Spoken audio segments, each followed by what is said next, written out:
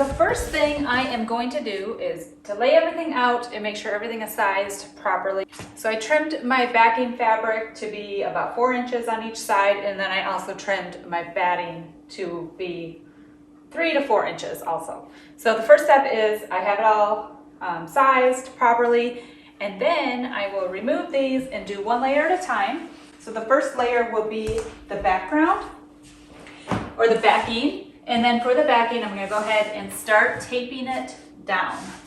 So I'm going to go ahead and use painter's tape since it works well on my floor. If the painter's tape doesn't work, use the craft tape. And then I just usually start kind of across from each other on all 4 corners. And again, I'm going to give it a little bit of a pull, but not stretching it too much. Basically, I want to stretch it flat, but I don't want to stretch it any more than that because you don't want it to bounce back or shrink back to its normal size after you pull all the tape.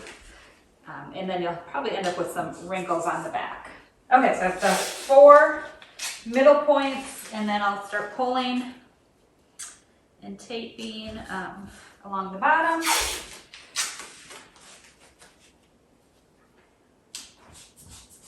And then I'll do the same on the top.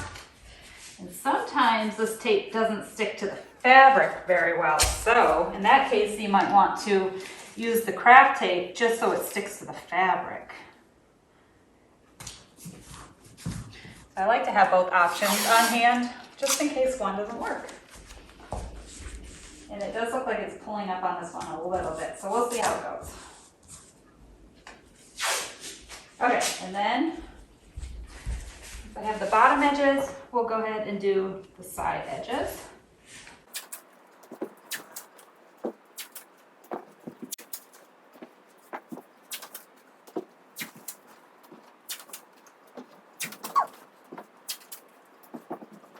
So now that it is all taped down, we are ready for our next layer, which will be the batting. Sometimes I'll grab these last corners, just make sure the corners are good. And then I'll place the batting on top of this. Okay, so let's grab our batting. And I will just center it on the backing. I don't really know if there's a right side up or wrong side up of batting. I honestly don't worry about it. When you do get to this point though, you'll just want to make sure there's no threads or anything in there that you might see through on your quilt. And this one picked up a lot of threads, I think from my floor. Okay, so I always center it down first before I start spray basting, and then I'll pull it back and start spraying. So now the thing about using spray base, it will have some overspray. So if you're not careful, even if you are careful, you'll get overspray. There's a couple of ways you can avoid this. One is like putting drop cloths down, or you can, if you're in a warmer climate or it works for you, bring it to your garage, whatever, you can take your batting outside, spray the entire side of it, and then bring it back inside and try to lay it down. It will be a little trickier because it'll start sticking to each other. But I will do that a lot in warmer climates. I'll just take this outside, spray it, and bring it back in. Because if you are going to spray baste inside, you probably want to have a window open. I will sometimes even wear a mask if I'm going to spray baste. But those are some things to kind of think about as you do use spray baste. So let me grab some drop cloths and then I'll start spraying. So I will actually use leftover batting pieces as little drop cloths. And this will just prevent overspray from getting on your floor. It'll leave your floor all sticky and kind of a mess.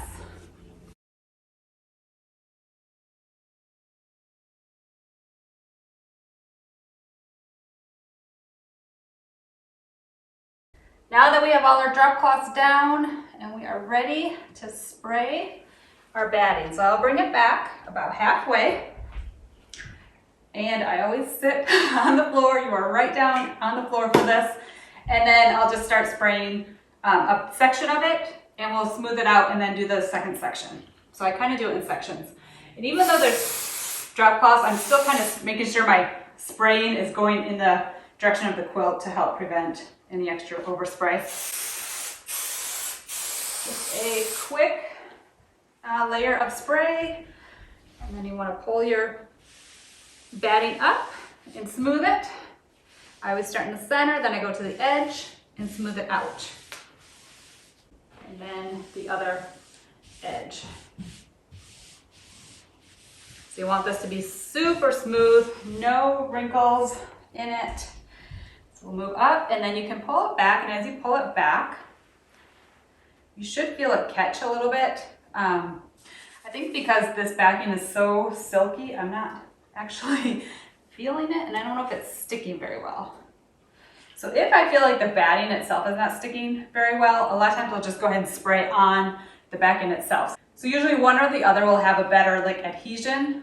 Generally I can just spray the batting and have no problem. But in this case, I think it's not sticking very well because of the silky backing. So I'm just gonna go ahead and spray the rest of this section. And I'm not going all the way to the edges because my batting does not go all the way to the edges.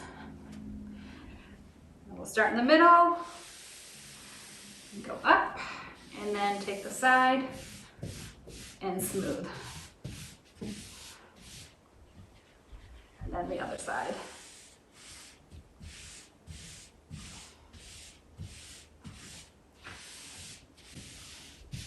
Okay, and then so we have one side done, and then we will repeat that on the other side.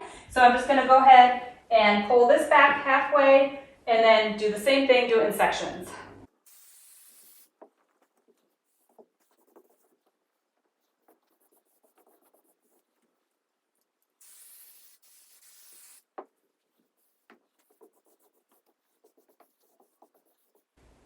So now that our batting is down and everything is super smooth, we will go ahead and put our quilt top on. And we'll do it in the same method. So I will lay it out, do the top half, and then do the bottom half. So we want to center this on nicely. If you have a directional backing, you want to make sure it's lining up good.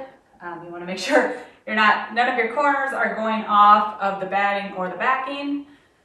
So once I have it on here pretty straight, I'm actually going to smooth it down before I start spraying it. Just so I know exactly where it's going to fall when I do spray it.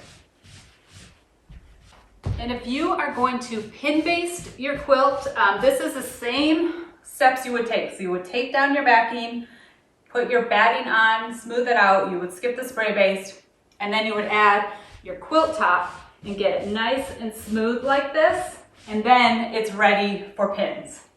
But I'm not going to do the pins, I'm going to spray instead. Okay, so it's all laid out nicely. This is how it's going to fall back into place once I use the spray baste. That way I know I'm not going over any edges anywhere. Okay, so I'll grab my spray baste again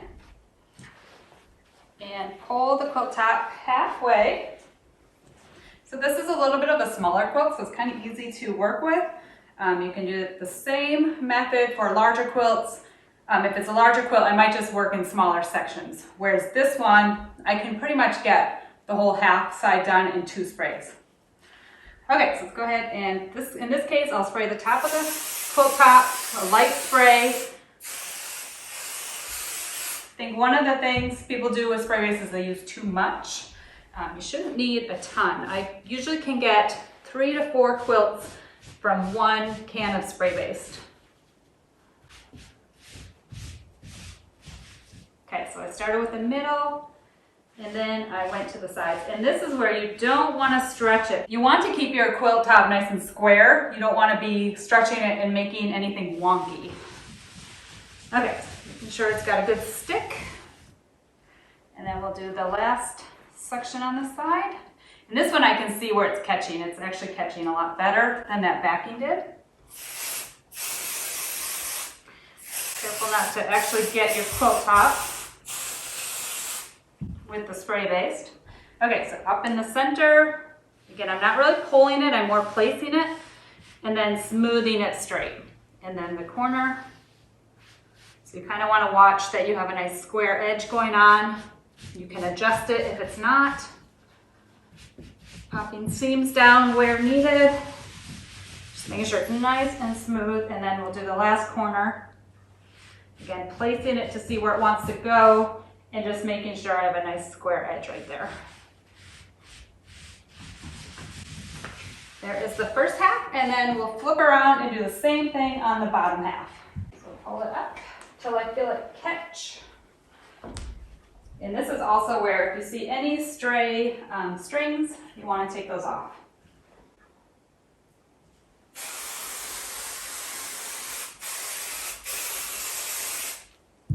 Okay, so I'm going to grab the middle, and straighten the middle, smooth the middle, and then grab the sides, and smooth the sides. We'll do the other side, and smooth it. And again, as we are doing that, we're just making sure our edges are staying nice and straight. Okay, and then pull back till you feel it catch. And I can dip this one very unevenly.